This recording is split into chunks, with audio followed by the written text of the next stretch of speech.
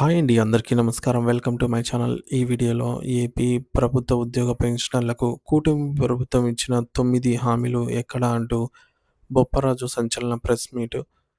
దీనికి సంబంధించిన పూర్తి వివరాలు ఈ వీడియోలో తెలుసుకుందాము. వీడియో అయితే ఎక్కడ గాని స్కిప్ చేయకుండా ఎండ్ వరకు చూసేయండి. అప్పుడే ఇన్ఫర్మేషన్ పూర్తిగా అర్థమవుతుంది. అలాగే వీడియో చూస్తున్న ప్రతి ఒక్కరు వీడియోకి లైక్ చేయండి ఫ్రెండ్స్. ఈ వీడియోని తోటి ఉద్యోగ పెన్షనర్ మిత్రులతో అయితే షేర్ చేయండి. కొత్తగా మన ఛానల్ చూస్తున్నవారు ఇంకెవరైనా సబ్స్క్రైబ్ చేసుకోకుంటే వెంటనే మన ఛానల్‌ని అయితే సబ్స్క్రైబ్ చేసుకోండి. సో, దీని ద్వారా నేను చేసే లేటెస్ట్ వీడియోస్ అన్నీ మీ వరకు రీచ్ అవుతాయి.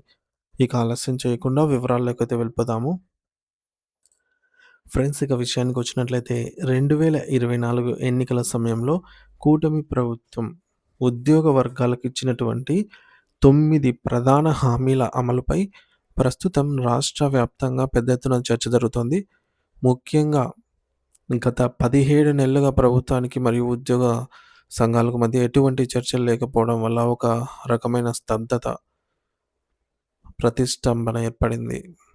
ముఖ్యంగా ముఖ్యమంత్రి గారితో నేరుగా మాట్లాడే అవకాశం లేకపోవడం, మంత్రివర్గ ఉపసంఘం నుండి కూడా సరైన స్పందన రాకపోవడం, వీటితో పాటుగా ఉద్యోగాల్లో వీటితో తీవ్ర వ్యతిరేకత అయితే మొదలైంది ఉద్యోగుల్లో.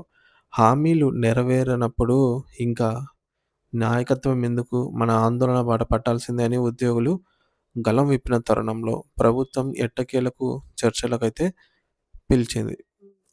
ఏపీ జేఏసీ అమరావతి ప్రక్షాళన దాదాపుగా 90కి పైగా సంఘాలు తమ ఆవేదనను ప్రభుత్వం దృష్టికి తీసుకెళ్లాయి. ఈ కీలక భేటీలో ముఖ్యమంత్రి గారు చాలా పారదర్శకంగా, ట్రాన్స్‌పరెంట్‌గా మాట్లాడటం ఒక సానుకూల పరిణామం. ప్రభుత్వం అధికారంలోకి రావడానికి ఉద్యోగులు చేసిన కృషి నాకు తెలుసు అని సీఎం చంద్రబాబు గారైతే అన్నారు. కానీ రాష్ట్ర ఆర్థిక పరిస్థితి ప్రస్తుతం క్లిష్టంగా ఉంది అని కూడా ఆయన వివరించారు. ఈ సందర్భంగా ప్రజలకు ఇచ్చిన సూపర్ 6 హామీలు మరియు ఇతర గ్యారంటీలను అమలు చేయడం ప్రాధాన్యతగా పెట్టుకున్నామని చెప్పారు. అందుకే ఉద్యోగుల అంశాల్లో కొంత జాప్యం జరిగిందని కూడా అంగీకరించారు ముఖ్యమంత్రి గారు.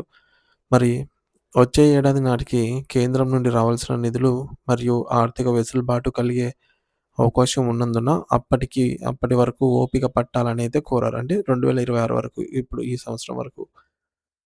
అయితే ఈ భేటీ కేవలం ఒక ఆరంభం మాత్రమేనని, 9 హామీలు లేదా 36 డిమాండ్లు ఆహ్, ఆ రోజు పరిష్కారం అవుతాయని తాము కూడా ఏ రోజు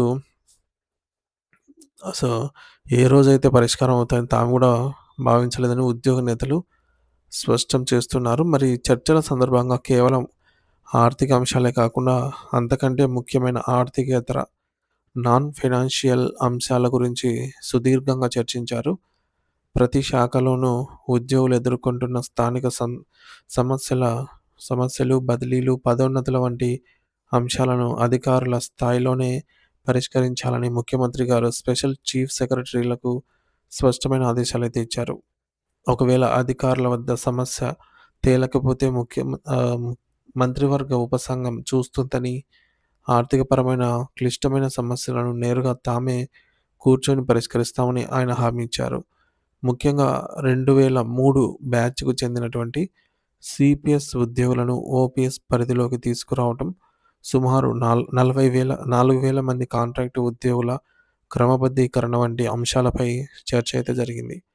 అలాగే మహిళా ఉద్యోగుల సమస్యలు, ఉద్యోగ సంఘాల భవనాలకు పన్నుల మినహాయింపు వంటి చిన్న చిన్న అంశాలను కూడా ప్రభుత్వం దృష్టికి తీసుకెళ్లారు. గతంలో అంటే 2014, 19 మధ్య కాలంలో ఉద్యోగులకు ఇచ్చిన గౌరవం మరియు కల్పించిన సదుపాయాలను గుర్తు చేసుకుంటూ అదే నమ్మకంతో మళ్ళీ చర్చలు ప్రారంభించామని నేతలు చెబుతున్నారు.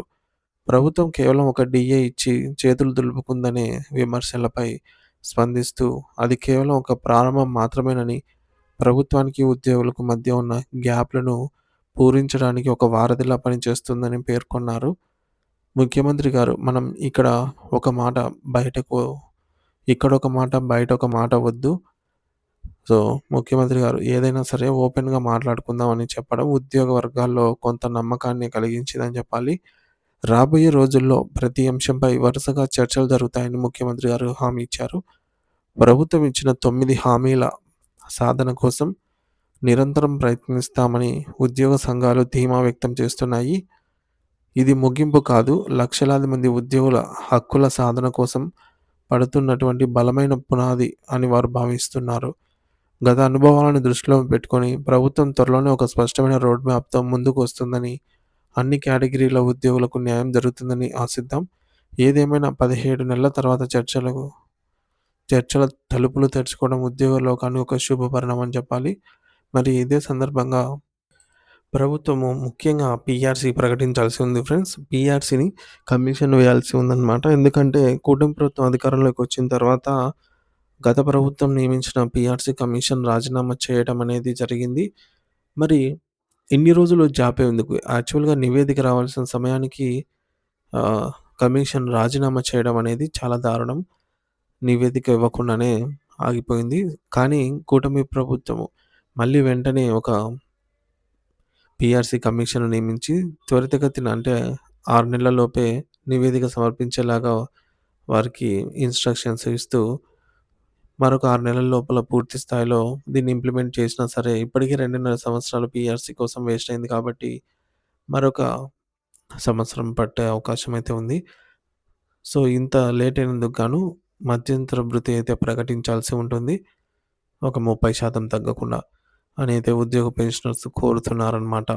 అలాగే ఇప్పుడు మనకు జనవరి నెలలో 2026 జనవరిలో మరొక డీఏ కూడా పెండింగ్‌లోకైతే వచ్చేసింది. ఇప్పుడు మళ్ళీ 4 డీఏలు పెండింగ్‌లో ఉన్నాయి. సో, మన దీపావళి కానుకగా ఒక డీఏ ప్రకటించిన ప్రభుత్వం. తర్వాత 3 డీఏలు పెండింగ్‌లో ఉండగా ఇప్పుడు ఈ జనవరి 2026న మరొక డీఏ కూడా పెండింగ్‌లోకైతే పడిపోయిందనమాట. మళ్ళీ 4 డీఏలు పెండింగ్‌లో ఉన్నాయి. సో, ప్రస్తుతానికి డీఏలు అంత యుద్ధ ప్రాతిపదికన చేయకపోయినా సరే పీఆర్‌సీ ఇంప్లిమెంటేషన్ ఖచ్చితంగా చేయాల్సి ఉంటుంది. అలాగే ఈ యొక్క కాలానికి సంబంధించి ఐఆర్ ప్రకటించాలి. ఈ యొక్క పీఆర్‌సీ ఏదైతే ఉందో 11 పీఆర్‌సీ జూలై 2023న ఆహ్, ముగిసిపోయింది కాబట్టి అప్పటినుంచి రావాల్సిన మధ్యంతర భృతిని కూడా ప్రభుత్వం బకాయిల లెక్క కట్టి ఉద్యోగ పెన్షనర్ల ఖాతాల్లో జమ చేయాలని కోరుకుంటున్నారనమాట. మరి చూడాలి ఫ్రెండ్స్, ఈ సంక్రాంతి పండుగ సందర్భంగా మనకు గత లాస్ట్ ఇయర్ అక్టోబర్‌లో జరిగినట్టుగా జేఏసీ సమావేశంలో జరిగినట్టుగా ఉద్యోగుల సమస్యలైతే చాలా అంటే చాలా ఉన్నాయి. సో, మరి ఈ సంక్రాంతికి ఏమైనా ప్రభుత్వము నిధులు విడుదల చేస్తుందా అనేది చూడాల్సి ఉంది.